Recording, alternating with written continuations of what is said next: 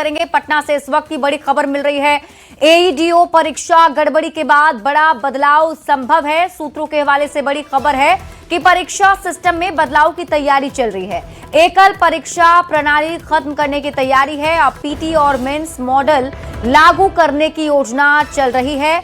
आगामी परीक्षाओं में नए पैटर्न भी दिख सकते हैं, ऐसी संभावना है। बीपीएससी ने सामान्य प्रशासन विभाग को प्रस्ताव भेज दिया है। अब नए नियम विभाग तय करेगा। कैबिनेट मंजूरी के बाद नए नियम लागू होंगे। सरकार स्तर पर अंतिम फैसला होगा। एईडीओ परीक्षा का फिर से विज्ञापन आ सकता है और आपको बता दें कि अभ्यर्थियों को फिर से फॉर्म भरना पड़ सकता है। गड़बड़ी के बाद सिस्टम में बदलाव की कवायद की जा रही है। टीआरई 4 विज्ञापन में देरी हो सकती है। नए नियम लागू होने के बाद ही विज्ञापन निकलेगा।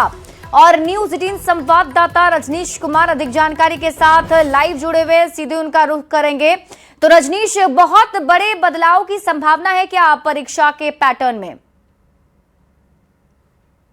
बिल्कुल, देखिए, बिहार की सबसे बड़ी परीक्षा एजेंसी कहा जाए, आयोग कहा जाए बीपीएससी, और उसकी एक तरह से उसके सिस्टम में सेंधमारी हुई है।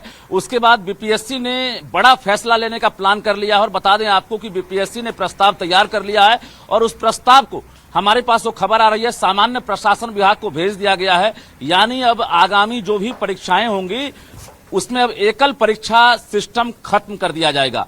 अब जो भी परीक्षा होगी उसमें पीटी और मेंस जो है वो लागू होगा। यानी टीआरई 4 जो है उसमें भी ये आपको बदलाव देखने को मिलेगा। इसके साथ साथ एईडीओ की परीक्षा जो अभी रद्द हुई है उसमें भी अब पीटी और मेंस जो है वो लिए जाएंगे। अब तक जो है एकल परीक्षा सिस्टम ही यहाँ पर लागू था, जिसमें टीआरई 1, टीआरई 2, टीआरई 3 में जो तमाम अभ्यर्थी हैं जो परीक्षा में शामिल हुए थे वो टीचर बने। लेकिन अब टीआरई 4 के जो अभ्यर्थी हैं जो इंतजार कर रहे थे कि विज्ञापन आएगा, उससे पहले ये बड़ा बदलाव किया जाएगा और सम्राट सरकार इस प्रस्ताव पर मंजूरी देने वाली है। बता दें सामान्य प्रशासन विभाग अब नया रूल और रेगुलेशन तैयार करेगा, जिसमें यह तय हो जाएगा कि आखिर अब बीपीएससी के द्वारा जो भी परीक्षा ली जाएगी उसमें पीटी और मेंस लिए जाएंगे।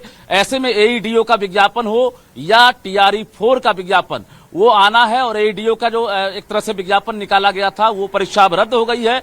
अब जो है फिर से दूसरी बार विज्ञापन जारी की जाएगी और विज्ञापन के बाद जो अभ्यर्थी हैं उन्हें नए सिरे से एप्लीकेशन देना होगा, नए सिरे से वो फॉर्म भरेंगे। सबसे बड़ी हम जानकारी दे रहे हैं, लगभग 11 लाख अभ्यर्थियों ने फॉर्म भरा था लेकिन वो बेकार चला गया। जो खबर आ रही है कि अब फिर से उन्हें फॉर्म भरना पड़ेगा। ये बदलाव आपको मई के अंतिम सप्ताह तक कैबिनेट में मुहर लगने के बाद जो है देखने को मिलेगा। उसके बाद सामान्य प्रशासन विभाग नए रूल रेगुलेशन को आयोग को भेजेगा और आयोग जो है फिर से विज्ञापन का काम करेगा, जिसमें एईडीओ हो, टीआरई हो या अन्य जो वैकेंसी निकलेगी उसमें ये देखने को मिलेगा। सबसे बड़ी बात है एईडीओ की परीक्षा जिसको लेकर लगातार सवाल उठ रहे हैं, उसमें अभी एक बड़ा एक्शन लिया गया है कि एमएस साई एजुकेयर जो प्राइवेट लिमिटेड है इसे बीपीएससी ने ब्लैकलिस्टेड कर दिया है। और इसके साथ साथ जो साक्ष्य के आधार पर आयोग ने कार्रवाई की है, एफआईआर दर्ज किया गया है कंपनी के विरुद्ध। और आयोग ने जो शो कॉज किया था उसका जो जवाब मिला है कंपनी की तरफ से, आयोग संतुष्ट नहीं है, जिसके बाद ये एक्शन हुआ है। और आयोग ने ब्लैकलिस्टेड करते हुए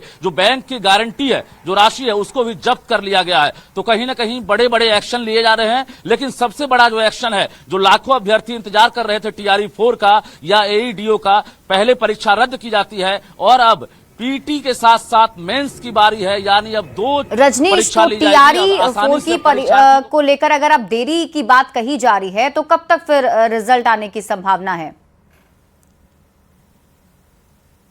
देखिए, अभी विज्ञापन ही जारी नहीं हुआ है। इसको लेकर लगातार अभ्यर्थियों ने आंदोलन किया है। छात्र नेता दिलीप ने भी आंदोलन किया था।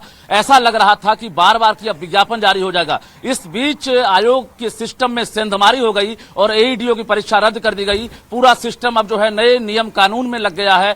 दूसरी तरफ आर्थिक अपराध इकाई जांच में जुटा हुआ है। ऐसे में अब देखना है कि आखिर कैबिनेट में स्वीकृति कब मिलती है नए नियम पर और उसके बाद आयोग विज्ञापन कब निकालता है। लेकिन यह तय है कि अगले 3 से 4 महीने तक फिलहाल नई वैकेंसी आने की कोई संभावना नहीं है।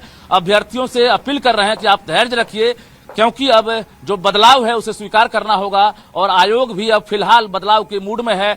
अब सरकार पर डिपेंड करता है, सम्राट सरकार आयोग के प्रस्ताव को कितनी जल्द जो है स्वीकार करती है, स्वीकृत करती है और उसके बाद नए सिरे से विज्ञापन जारी होता है। शिप्रा। बिल्कुल रजनीश, तो अब देखिए अब कंपनी के खिलाफ भी कार्रवाई की जा रही है। जिस कंपनी की हम बात करें इसे ब्लैकलिस्ट किया गया है रजनीश, उसको लेकर क्या और जानकारी मिल रही है?